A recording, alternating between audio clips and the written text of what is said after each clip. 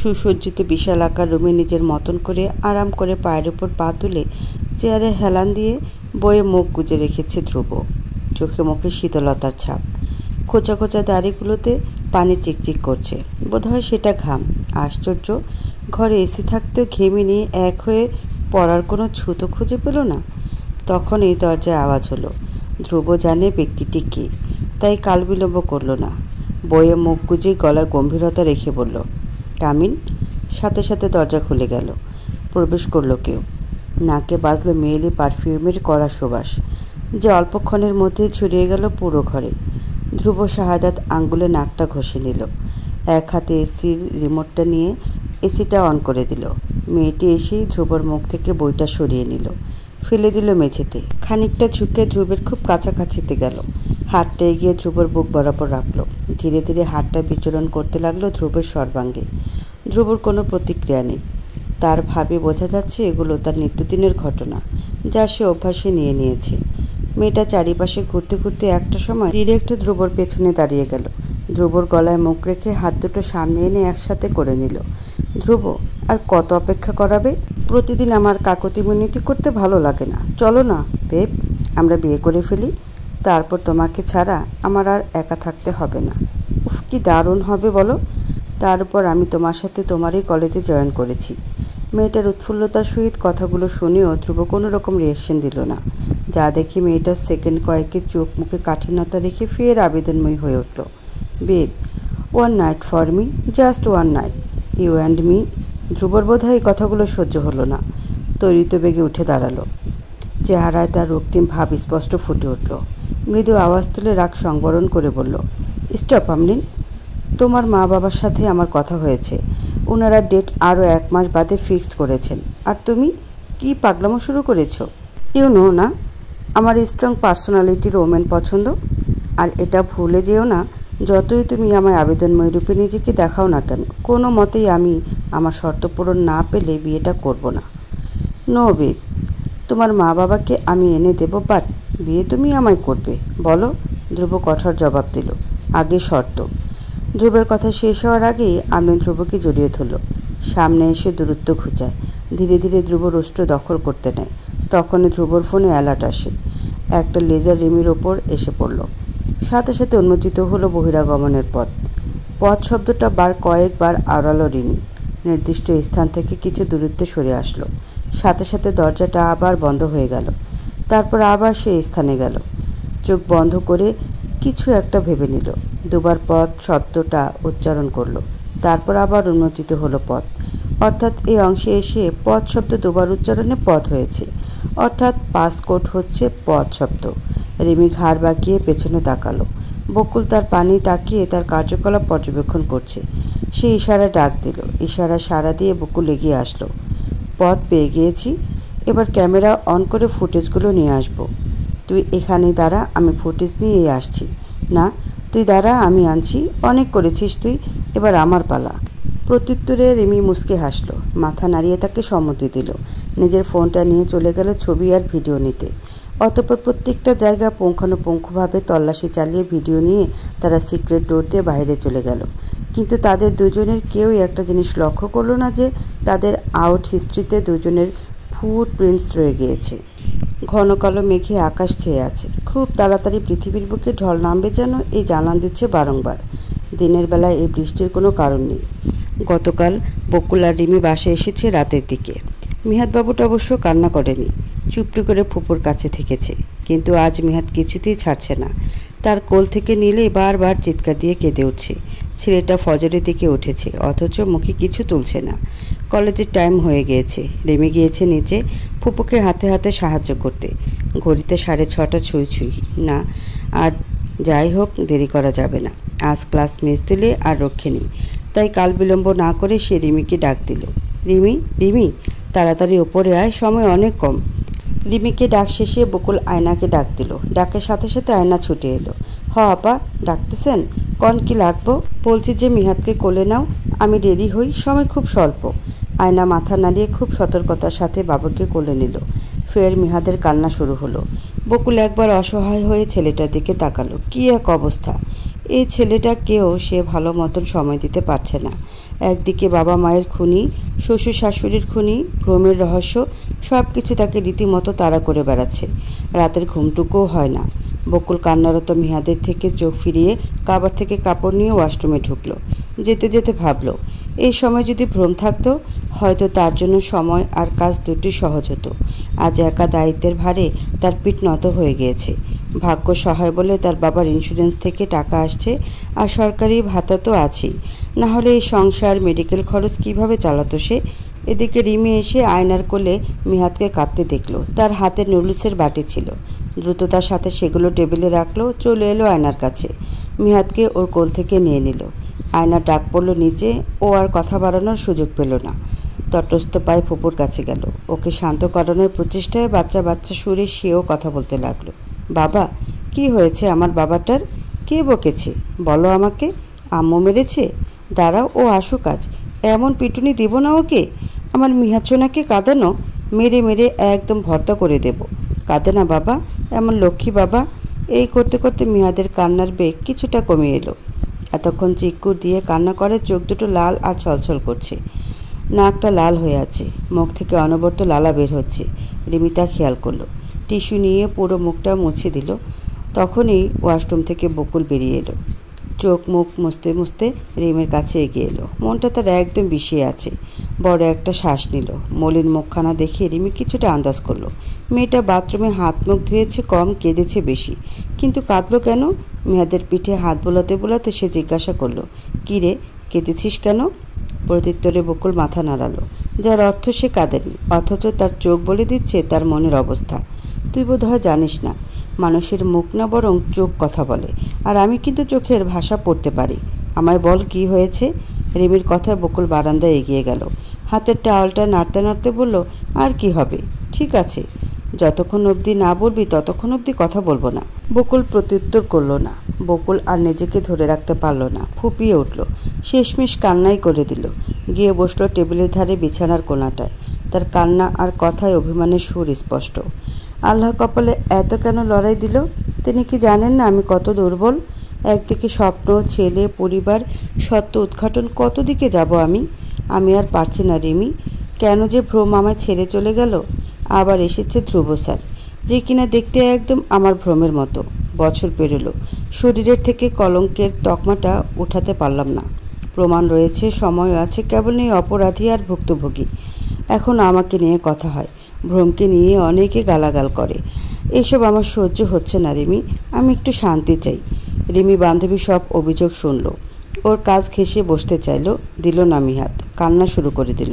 অগত্যা দাঁড়িয়ে এসে বকুলের মাথায় হাত রাখলো, আলতো করে বুলিয়ে দিল, বলল, তোর পাশে আমি আছি বকুল, কথা দিলাম তোকে, এই লড়াইয়ের শেষ অবধি আমি যাবই।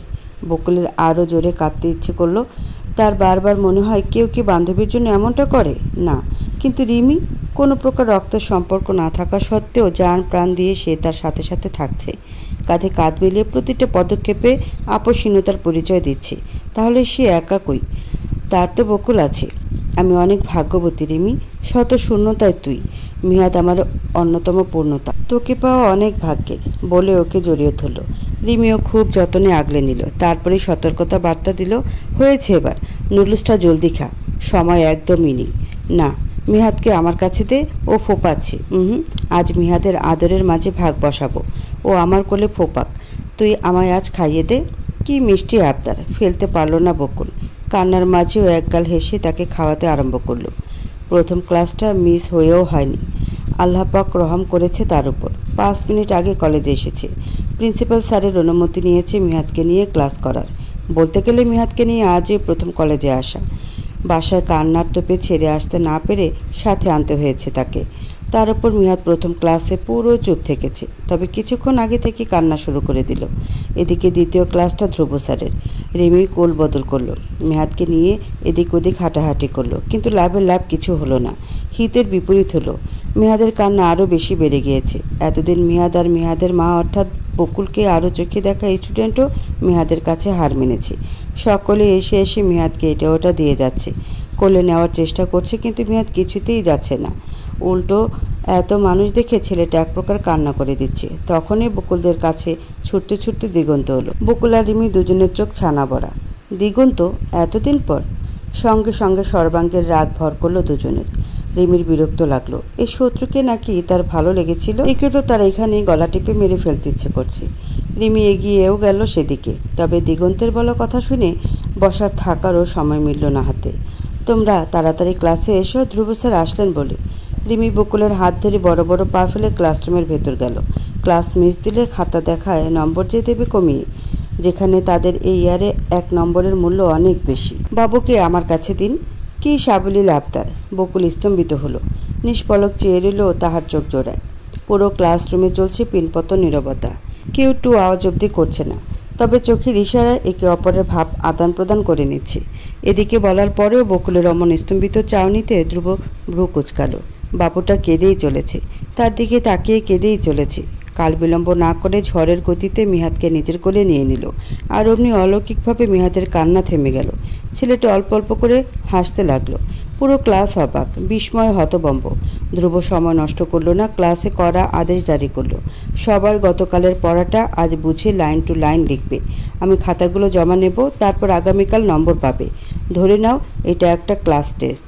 অতঃপর মিহাদকে নিয়ে পা বাড়ালো ক্লাসরুমের বাহিরে। মিহাদ ধ্রুবের কলারটা খুব শক্ত করে ধরে আছে। ধ্রুব সেটা খেয়াল করলো। তার মুখে অদ্ভুত হাসি। কলারে ধরে রাখা হাতটা ধরে মিহাদকে শোধালো। বাবাকে এইভাবে আটকাতে নেই মিহাদ। বাবা ছিল এবং আছে। মা আর তোমার আশেপাশেই বাবা থাকে। তোমার মাটা একটা বোকা, না হলে বোঝার থাকলে অনেক কিছু বুঝতো। এখন সে কি করছে? গাধার মতন আরেক গাধা নিয়ে আমার আস্তানায় হানা দিচ্ছে। তোমার মাকে সাবধান করে দিও ছেলে, সময় হলে আমি সব রহস্য তুলে ধরব। সে যেন কেবল তোমাকে নিয়ে ব্যস্ত থাকে। মিহাদ কি বুঝলো কে জানে। ধ্রুবর কথা শুনে সে একটা আওয়াজ করে হেসে উঠল। ধ্রুব মুখের পানে মুগ্ধতা নিয়ে চেয়ে রইল। খানিক সময় পর মিহাদের কপালে চুমু খেলো। বুকের মাঝে ঝাপটে ধরে অনুভব করলো পিতৃত্ব। আহা, কি সুখকর অনুভূতি। শায়কের ফোনে গতকাল কল এসেছে অগণিত, মেসেজ এসেছে 30-এর উপরে। খানিক অবাক হয়ে ফোনটার দিকে তাকিয়ে রইল শায়ক। ব্যস্ততা তার শরীর দুর্বল হয়ে পড়েছিল। ডাক্তার বেড রেস্টে থাকতে বলেছে। শেষমেশ ঘুমের ওষুধ খেয়ে যে ঘুম দিল, উঠল এই কিছুক্ষণ আগে। আর সাথে সাথে এইগুলো সামনে এলো। শায়ক ভালোভাবে নাম্বারটা খেয়াল করলো, আননোন নাম্বার। সে চেনে বা জানে এরমও মনে হচ্ছে না। কিছু একটা ভেবে মেসেজগুলো ওপেন করলো।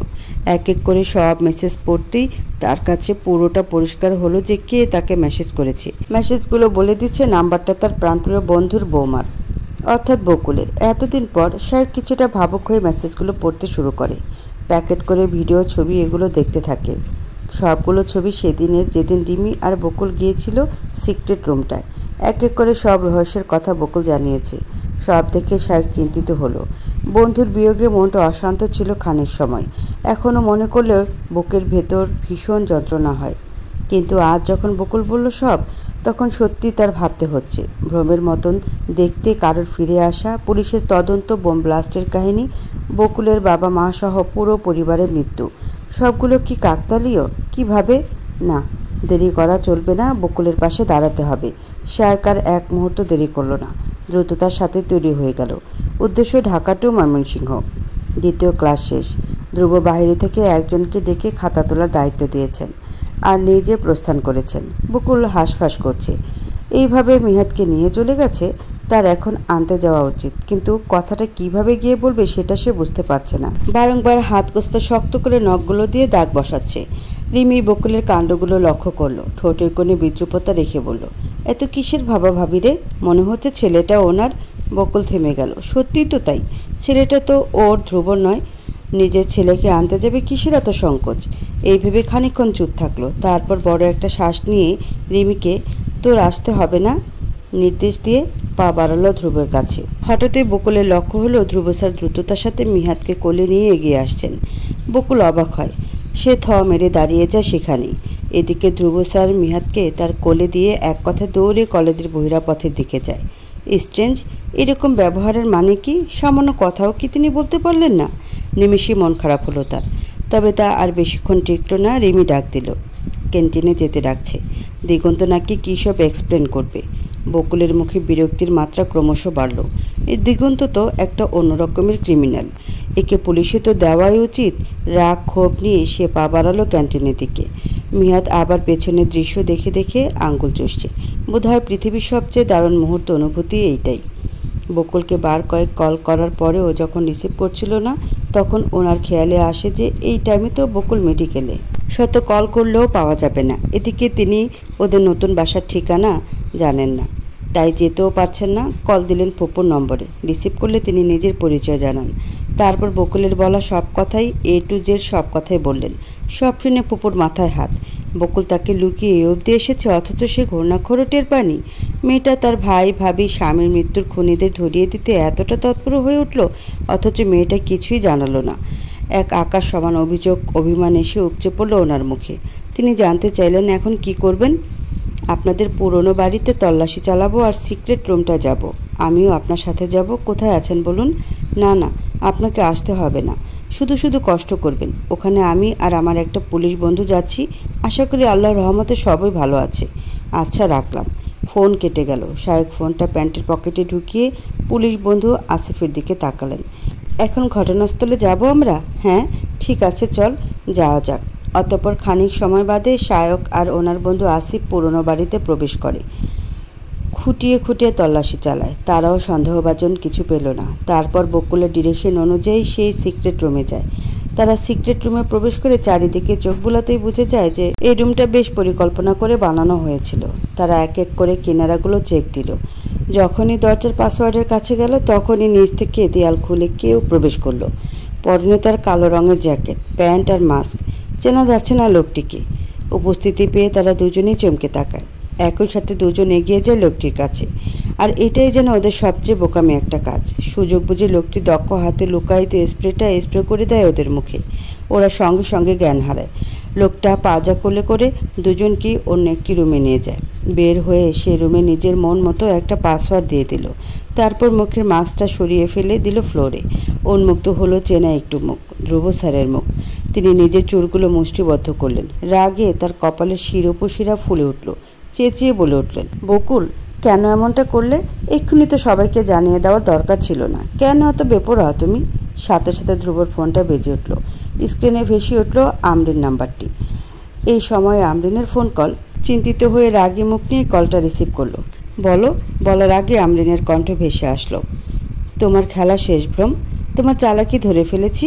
তা বেশ, তোমার ফুপু, বাড়ির কাজের লোক, এদেরকে আমি কিডন্যাপ করেছি। তোমার কাছে সময় 20 মিনিট। হয় তুমি আমায় বিয়ে করে ওদের উদ্ধার করবে, নয়তো তোমার জেদের কারণে দুটো নিরীহ মানুষের প্রাণ যাবে।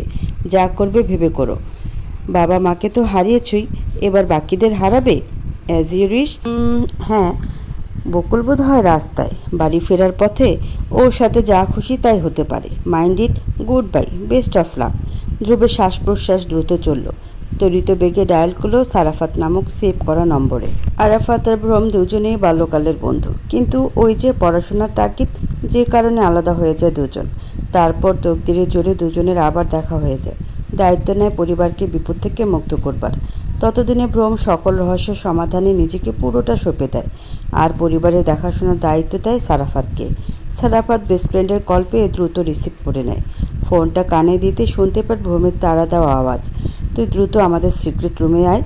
আয়না আর ফুপুকে আমরিন কিডন্যাপ করেছে। আমাকে দ্রুত যেতে হবে ওখানে। সারাফাত সতর্ক হয়। কি বলিস কি? কিভাবে ও বুঝে গেল তোর স্মৃতি ফিরে এসেছে? আমি তা জানি না সারাফাত। আপাতত কোনো কিছু মাথায় আসছে না। তুই সিক্রেট রুম থেকে ওদের হসপিটালে ট্রান্সফার করে অ্যান্টিডোজটা ইনজেক্ট করে দে। 1 ঘন্টার মধ্যেই জ্ঞান ফিরবে। তারপর তোর সময় হলে তুই আমার ফরওয়ার্ড করা লোকেশনে চলে আসিস পুলিশ নিয়ে। সারাফাত আচ্ছাটুকু বলারও সময় পেল না। ফোনটা কেটে দিল ভ্রম। সারাফাত কিছু একটা ভেবে নিল। অতঃপর রওনা দিল ভ্রমদের পুরনো বাড়ির উদ্দেশ্যে। মিনিট খানেকের মধ্যে আমরিনের নম্বর থেকে ভ্রমের জন্য একটি লোকেশন চলে আসলো।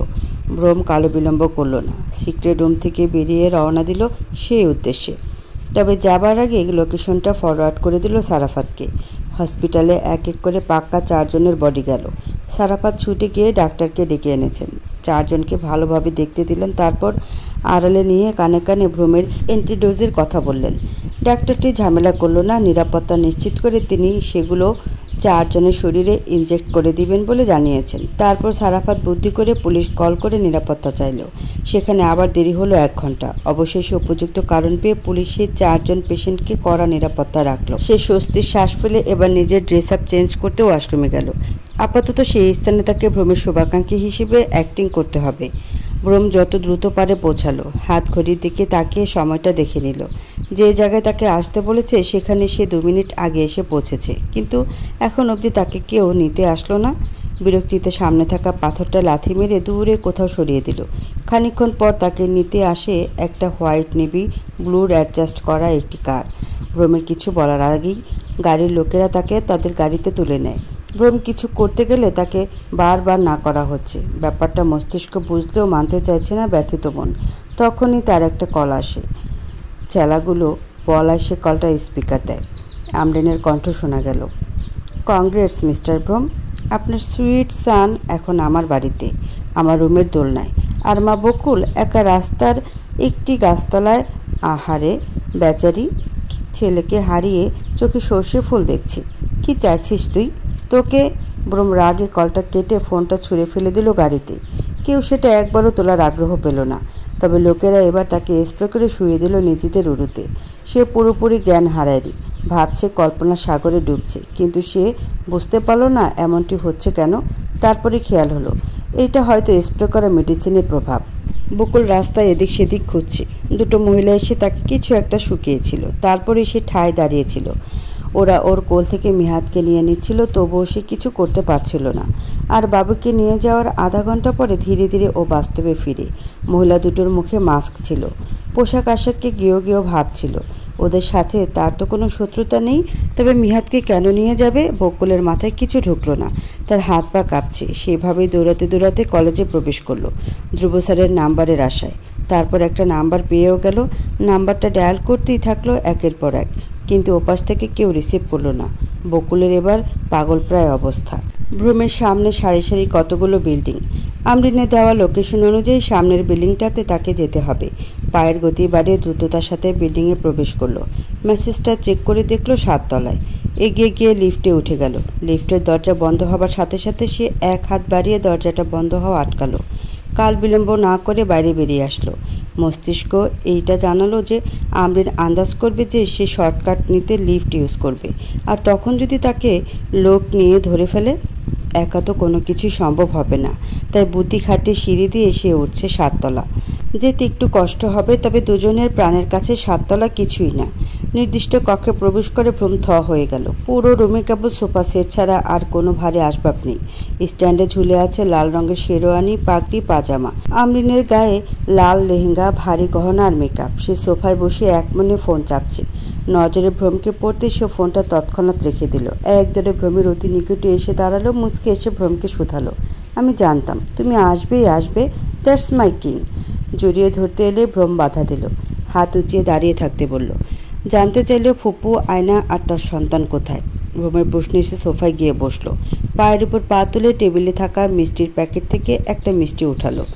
রসটা চিপে পুরোটা মুখে দিয়ে বলল, আগে বিয়েটা করে নেই ভ্রম ডার্লিং। ভ্রমের চোয়াল শক্ত হয়ে আসলো। শিরা উপশিরা দৃশ্যমান হলো। হাত দুটো মুষ্টিবদ্ধ করে আমরিনী থেকে দূরত্ব বজায় রেখে বিপরীতে বসলো। কণ্ঠে দ্বিগুণ কাঠিন্যতা মিশিয়ে জিজ্ঞাসা করলো, ফুপু, সন্তান আর আয়না কোথায়? আমরিনের পুনরায় একই উত্তর দিল। মেজাজ চলে গেল তার, তবে তা প্রকাশ করলো না। আমরিন কিছু একটা ইশারা করলো। সাথে সাথে কতগুলো গার্ড এসে অবস্থান নিয়ে দাঁড়ালো। আমরিন ভ্রমকে শোধালো, গার্ড চারিদিকে ছড়িয়ে আছে, চাইলেই সে বাইরে যেতে পারবে না। তা শুনে ভ্রম ফিচেল হেসে প্রত্যুত্তর করলো, তুই যদি ওদেরকে আমার সামনে অক্ষত অবস্থায় না আনিস তো আমি বিয়ে করব না। এই আমি শুয়ে গেলাম। বলার সাথে সাথে ভ্রম সোফায় লম্বা হয়ে আয়েশ করে এমনভাবে শুয়ে গেল যেন সে ঘুমিয়ে গিয়েছে। আমরিন অবাক হলো, বুঝতে পারছে না কি করবে। মিনিট খানেক ভেবে আবার ইশারা করলো গার্ডদের। তারা 5 মিনিটের মধ্যে আয়না, ফুপু আর বাবুকে নিয়ে আসলো। সবাই অক্ষত অবস্থায় থাকলেও মুখে টেপ আর হাত পা বাঁধা আছে। দুজনকেই হুইল চেয়ারে আনা হয়েছে। বাবু কেবল একটা পুরুষ গার্ডের কাছে। আমরিন ভ্রমকে উঠে দেখতে বলল। ভ্রম উঠল। চেনা মানুষদের কাছ থেকে দেখে তার দৃষ্টি শীতল হয়ে আসলো। কথা বলার ভাষা হারিয়ে ফেলল যেন। ফুপু আর আয়না তাদের চোখের মণিকে জীবন্ত অবস্থায় দেখে কিছু বলতে চাচ্ছে, যা তাদের চোখে স্পষ্টভাবে ফুটে উঠেছে। ভ্রম চোখ সরিয়ে আমরিনের চোখে চোখ রাখলো। বলল, এবার পুরো কাহিনী এক্সপ্লেন কর, কারণ আমার ফুপু তো সব জানে না। তোকে বিয়ে করার পর ঘর সংসার তো তোকে নিয়েই করব। তো শুরু থেকে শেষ অবধি তোর প্ল্যান বল। ফুপু আয়না দুজনেই জানা দরকার। আমরিন কিছুটা অবাক হলো। ভ্রমকে বলল তার কাছে ইলেকট্রিক্যাল যা কিছু আছে তা যেন দিয়ে দেয়। ভ্রম তাকে অনুসরণ করলো। পকেটে থাকা ফোন আর মাইক্রো রেকর্ডারটি টেবিলে রাখলো। আমরিন ফিচেল হাসলো, বলল, আর যা যা লুকিয়ে এনেছো তাও বের করে দাও। ভ্রম বড় একটা শ্বাস নিয়ে না বোধক মাথা নাড়ালো। আমরিন তুষ্ট হলো না। সে একটা চাল চাললো, বলল, ওকে, যদি আমার গার্ড তোমার কাছে লুকাইতে কিছু পায় তো ডিরেক্ট তোমার সন্তানকে শ্যুট করব। ভ্রম এতে অতি সাহস ব্যাপারটা দেখিয়ে দিল। আমরিনের কথা সম্মতি জ্ঞাপন করলো। তার কানের ভাঁজে ছোট করে একটা মাইক্রোফোন আর রেকর্ডার আছে, যেটা আমরিনের কথা রেকর্ড হবে। সেই সাথে সারাফাত তার সিক্রেট রুমে সরাসরি শোনা যাবে, যেখানে তার রক্তের সম্পর্কের আরও কয়েকজন রয়েছে, সত্য জানবার অপেক্ষায়। এবার একটি গার্ড এগিয়ে আসলো। ভ্রমকে চেক করতে নিলে ভ্রম নির্বিকার চিত্তে শঠান হয়ে দাঁড়ালো, যা দেখে আমরিন ভ্রু কুচকে নিল। কিছু একটা ভেবে গার্ডকে ফিরে যেতে বলল। গার্ডটি নিজ অবস্থানে ফিরে আসলো। এবার আমরিন পুরোটা বলতে শুরু করলো। ভ্রমকে আমি সেই মেডিকেলে প্রথম বর্ষ থেকেই ভালোবাসি। ওর জন্য আমি কলেজ মাইগ্রেট করেছি। তারপর হুট করে জানতে পারি ও বিয়ে করেছে। আমার মাথায় আকাশ ভেঙে পড়ল। এতদিন যাকে ভালোবাসি বলবো বলে অপেক্ষা করছিলাম, তাকে অন্য কেউ নিয়ে নিল। কিছুতেই এটা মানতে পারছিলাম না। তাই একদিন খুব রাগারাগি করে সুইসাইড অ্যাটেম্প্ট করি। তারপর হসপিটালে ইয়াদের কাছে শুনে ভ্রম নাকি এই বিয়েটা মানে না। তখন একটু আশার আলো খুঁজে পাই। আব্বু আম্মু আমার ব্যাপারগুলো আগাম জানতো। তাই সেদিন হসপিটালেই আমার আব্বু আম্মু ওকে আমার জন্য প্রপোজাল দেয়। কিন্তু সে একে তো বিয়ে করে সে শান্তিতে নেই, তার উপর আমার ভালোবাসা গ্রহণ করলো না। আব্বু আম্মুকে যা নয় তা বলে অপমান করলো, যা সোশ্যাল মিডিয়ায় সে ব্রডকাস্টে শেয়ার করলো। আমার আব্বু আম্মুর সম্মানহানি হলো। তারপরেও চুপ ছিলাম। কিন্তু যেদিন বন্ধু মহলে ভ্রম বকুলকে স্ত্রী হিসেবে পরিচয় দিল, তখন আমার সহ্য হয়নি। যা বোঝার বুঝে গিয়েছিলাম। সারা দেশে ওরা যেভাবে বিচরণ করছিল, তখন তাদের খারাপ বানাতে হাতিয়ার হিসেবে পরকীয়াটাই অবশিষ্ট ছিল। তাই এটাকে কাজে লাগাই। ভ্রম আর বকুল দুজনের ডিএনএ কালেক্ট করে আমার ভেতরে ভ্রমের ডিএনএ আর বকুলের মতো দিগন্তের ডিএনএ প্রবেশ করিয়ে সেরোগেটিং পদ্ধতি অনুসারে গর্ভধারণ করি। বকুলকে আবার দিগন্তের সাহায্যে আমার কাছে আনাই। এছাড়া অবশ্য ভেবেছিলাম বকুল সত্যিকারের মা হলেও আমি মা হবার অভিনয় করব। পরবর্তীতে আব্বু বলে যে রিস্ক যেন না নিই, তাই এটা করেছিলাম। তারপর প্ল্যান মাফিক তারা দুইজনেই সকলের কাছে ঘৃণার পাত্র হয়ে যায়। সব কিছু ঠিকই চলছিল, কিন্তু একদিন ডাক্তার কল করে সব এলোমেলো করে দেয়। তিনি জানান আমার মধ্যে দিগন্তের ডিএনএ আর বকুলের মধ্যে ভ্রমের ডিএনএ দিয়ে দিয়েছে। আমি আবারও ভেঙে পড়ি। আব্বুকে সবটাই জানাই। তিনি এ বাড়ির প্রত্যেকের ছবি চান। তার মধ্যে বকুলকে দেখে বাবা উত্তেজিত হয়ে পড়েন। জিজ্ঞাসা করলে তিনি এক অসম্ভব কথা বললেন। বাবার কালো টাকার কারবারির সব এভিডেন্স বকুলের বাবা কালেক্ট করেছিল। তার থেকে বাঁচতে তিনি পরিকল্পনা করে পুরো পরিবারকেই নিঃশেষ করে দিয়েছিলেন। কিন্তু বকুল কিভাবে বাঁচলো তাই তিনি বুঝতে পারলেন না। তারপর শুরু হয় আমাদের বাবা মেয়ের প্রতিশোধ। আব্বু আগে নিয়মেই আমাকে অনুসরণ করতে বললেন। তাই আমি ভ্রমকে বাঁচিয়ে পুরো পরিবারকে ধ্বংস করতে বোম ব্লাস্ট করাই। আমি আগ থেকে ভ্রমকেই সেফলি অন্য জায়গায় রেখে আসি। তারপর ভাগ্যক্রমে ফুপু, বকুল আর আয়না বেঁচে যায়। বাকিরা মারা যায়। এই কেসে বাবার বন্ধু ছিলেন ইনচার্জ, তাই তিনি ভুয়া খবর ছড়ালেন, মন গড়া তথ্য দিয়ে বাঁচিয়ে দিলেন। এদিকে ভ্রমকে মেমোরি লসের মেডিসিন দিয়েই অতীত মুছে ফেলতে শুরু করি। বাবার সাহায্যে তার চাকরি জোগাড় করে দিই। নতুন নামকরণ করে নাম দেই ধ্রুব। বাবা মা সহ সকলেই ওর সামনে ভালো হবার চেষ্টা করি, হয়েও ছিলাম। কিন্তু মাঝে কি এমন হলো তা টের পেলাম না। বুঝতেই পারিনি ভ্রমের স্মৃতি ভোলার পরিবর্তে স্মৃতি ফিরে এসেছে। তারপর কলেজে প্রথম দিন জয়েন হয়ে ভ্রমের সাথে দেখা করতে গেলাম। সেখানে মিহাদকে কোলে দেখে সেলফের আড়ালে গিয়ে লুকোলাম। তারপরে তাদের বাবা ছেলের কথাগুলো শুনে ফেলি। কিছু না বলে রাগে ক্রোধে সশব্দে বেরিয়ে বাবাকে কল করি। যাবার সময় এতদিন ধরে আটকে রাখা দিগন্তকে ফের কলেজে দেখতে পাই। এখানেও কাঠখড় পোড়াতে হয়। বকুলের নাম করে ডেকে তাকে সরিয়ে দিই। তারপর কিডন্যাপ করি ফুপু আর আয়নাকে। শেষমেশ বাবা মিহাদকেও আনতে বললেন। তাই মিহাদকে মায়ের থেকে কৌশলে নিয়ে এসেছি। এবার বিয়ে করব। বিয়ের পর এখান থেকে বেরিয়ে মিহাদকে বোর্ডিংয়ে দিয়ে আসব। বকুলকে মেরে দিয়ে আমি, আব্বু আম্মু, ভ্রম, ফুপু, আয়না একসাথে থাকবো, সুখে সংসার করব। পুরোটা কথা উপস্থিত সকলে মনোযোগ দিয়ে শুনল। ভ্রম কেবল পলক ফেলে একটা মিষ্টি উঠিয়ে মুখে নিল। খেতে খেতে পানিও খেলো। আয়েশ করে বসে বলতে প্রস্তুত হলো নিজের অজানা কাহিনী। তখনই একটা গার্ড দ্রুত এগিয়ে আসলো। আমরিনকে জানালো কেউ একজন এখানে প্রবেশ করার জন্য দরজার বাইরে দাঁড়িয়ে আছে। লোকটিকে জিজ্ঞাসা করাতে গার্ডটি প্রত্যুত্তর করে বলল যে তিনি ভ্রমের মেডিসিন চেকার। আমরিন কিছু একটা ভেবে আসার অনুমতি দিল। তার কিছুক্ষণ পরে উপস্থিত হলো স্বয়ং সারাফাত। ভ্রম এক পলক সেদিকে তাকিয়ে বলা আরম্ভ করলো, আমার কাহিনীর টুইস্ট শুরু আমরিনের বোম রেডি করা থেকে। রাতে বকুল আমায় লেবু জল খাওয়ানোতেও নেশার ভাব ভরেই কেটে গিয়েছিল। তারপর নিচে পানি খেতে যাওয়ার সময় আমরিনের প্ল্যান শুনে ফেলি। পানি না খেয়ে নিজের রুমে এসে ভাবতে শুরু করি, মাথায় এলো মা বাবার মিথ্যা মৃত্যু আর কায়দা করে বকুল। ফুপু আয়নাকে বাড়ির বাইরে নিয়ে যাওয়া। তারপর কন্ট্যাক্ট করি সারাফাতের সাথে। ও সিভিল ইঞ্জিনিয়ারিংয়ে পড়ে, ছোটোবেলার বেস্ট ফ্রেন্ড সে। তখন কিছুদিন আগেই তার সাথে আমার যোগাযোগ হয়। পুরোটা ওকে খুলে বলি। সে দায়িত্ব নিয়ে আব্বু আম্মুকে সরিয়ে নিজের বাসায় গিয়ে রেখে দেয়। তারপর বাকিদের বাইরে পাঠিয়ে দিই। জীবনে রিস্ক নিয়ে শুয়ে থাকি ঘুমের ভান ধরে। তার কিছুক্ষণ পরেই আমরিনের লোকেরা সে অবস্থায় ঘুমের ওষুধ ইনজেক্ট করে আমায় তুলে নিয়ে যায়। যখন জ্ঞান ফেরে তখন দেখি ক্যালেন্ডারের পাতায় 5 মাস এগিয়ে। আগের কিছু মনে করতে পারছিলাম না। ওদিকে আমার পরিবারের দায়িত্ব নিয়ে সারাফাতের অবস্থা যায়। সেই থেকে সে তার বাবাকে সবটা জানিয়ে, আমার আব্বা আমাকে যতটুকু পেরেছে জানিয়ে পুরনো বাড়িতে একটা সিক্রেট রুম বানিয়েছে। আমাদের নতুন বাড়িতে যাওয়া আসা করেছে। একদিন শপিং মলে আমরিনের সাথে আমায় দেখে ও হতবাক হয়ে যায়। আমাদের পিছু পিছু গিয়ে বাসার ঠিকানা জোগাড় করে নেয়। আমাদের ব্যাপারে স্টাডি করে ও কিছুটা আন্দাজ করতে পারে। তারপর বাবার সহযোগিতায় আমার ডাক্তারদের সাথে মেডিসিন চেকার হিসেবে যোগ দেয়। সুযোগ বুঝে ও একদিন আমায় এক এক করে ওর সাধ্যমতো সব জানায়। সব মেডিসিনের ছবি নিয়ে ভালো একজন ডাক্তারের সাথে কন্ট্যাক্ট করে। তিনি জানান যে ওগুলো স্মৃতিশক্তি হ্রাসের ওষুধ। ও এসে এসব আমাকে জানালে চিন্তায় পড়ে যায়। তারপর ও দায়িত্ব নিয়ে কৌশল করে ওষুধগুলো পাল্টে দেয়। স্মৃতি ইমপ্রুভের মেডিসিন ছিল ঠিকই, তবে গায়ে লেখা ছিল স্মৃতি হ্রাসের ওষুধ। এই করতে করতে আমার স্মৃতি পুরোপুরি ফিরে পাই। তারপরে সব ক্লিয়ার হয়ে যায়। এর মধ্যে আমরিনের বাবা মা আমায় চাপ দিতে থাকে যেন ওকে বিয়ে করে নিই। আমি সময় চাই, চাকরিতে জয়েন হই, মুখোমুখি হই বকুলের। চিনব না ভেবে আমরিন নিশ্চিন্ত থাকে। এদিকে আমি আমার প্রমাণ জোগাড় করতে শুরু করে দিই। বকুলের বাবা মাকে পরিবার সমেত হত্যার প্রমাণ আর আমাকে পরকীয়ায় জালে ফাঁসানোর প্রমাণ। আলহামদুলিল্লাহ পেয়েও যাই, কিন্তু মাঝে খেটে দেয় বকুল। চতুর বান্ধবী রিমিকে নিয়ে আমার সিক্রেট রুমে প্রবেশ করে। হাই সিকিউরিটি দেওয়াতে টের পেয়ে যায়। তারপর সেদিন বাবার বন্ধু শায়ক আঙ্কেলকে দেখি, মাথা পুরো উল্টে যায়। ওদেরকে আটকাতে সেখানে যাই, অজ্ঞান করে ওই রুমে রেখে দিই। তারপরে মেসেজ পাই আমরিনের। সব ফেলে সারাফাতকে কল করে ওদের সবাইকে প্রোটেক্ট করতে বলে চলে আসি এখানে। আমার তো কেবল দরকার ছিল স্বীকারোক্তির। ব্যাস, কাজ হয়ে গেছে। এবার আমরিন, তুমি যেতে পারো। বিদায়ের ক্ষণ এসেছে তোমার দুয়ারে। ভ্রমের মুখে চোখে নজর কাড়া হাসি। সে অট্ট হাসি হাসছে। আমরিন ভয় পেয়ে যায়, জিজ্ঞাসা করে এর মানে কি। প্রত্যুত্তরে ভ্রম কেবল হাসলই। সারাফাত এগিয়ে এসে ভ্রমের পাশে বসে বলল, সরি টু সে ম্যাম, সেই সারাফাত আর কেউ না, আমি। উপস্থিত ফুপু আয়না চোখে স্বস্তির দৃষ্টি। আমরিন খানিকক্ষণ ভাবতে ভাবতে বলল, তোমার বাবা মা তো বেঁচে নেই। ভ্রম হাসি থামে দৃষ্টি কঠিন করলো, বলল, কানে তোর ময়লা জমেছে কিংবা বুদ্ধিতে ঘুণ ধরেছে? মাথা ঘাটা ভাব, কি বলেছি? আমার মা বাবা বেঁচে আছে, বুঝেছিস? আমরিন চুপসে গেল।